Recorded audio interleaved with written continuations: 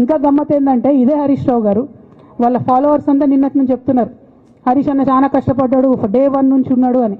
Day 1 నుంచి లేడండి. చాలామంది రిపోర్టర్లకు తెలుసు, సీనియర్ రిపోర్టర్లకు డే 1 నుంచి లేడు.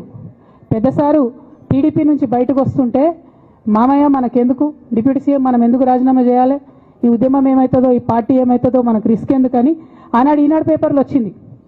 1.5 కోటి తీసుకొని వ్యాపారం చేసుకుందామని హరీష్ రావు గారు ఎక్కడికో పోయిందని కూడా వచ్చింది. కటింగ్ కోసం వెతికిన దొరికినప్పుడు ఎప్పుడో ట్వీట్ చేస్తుంది అన్నీ.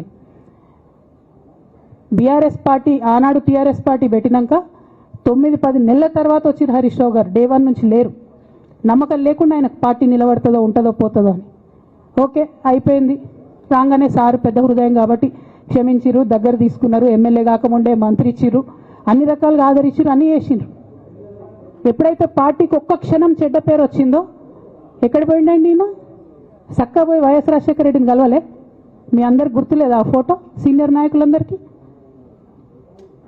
బాగా మాట్లాడతారు, అన్ని దగ్గర ఉన్నా, నేనే ఉన్నా, నేను ఎక్కడ లేను. నిన్న పాపం చాలా మంది ఈ కొత్త సోషల్ మీడియా పిల్లలు ఉన్నట్టు వాళ్ళకి హిస్టరీ తెలియదు అనుకుంటా, అందుకే చెప్తున్నా ఇవాళ.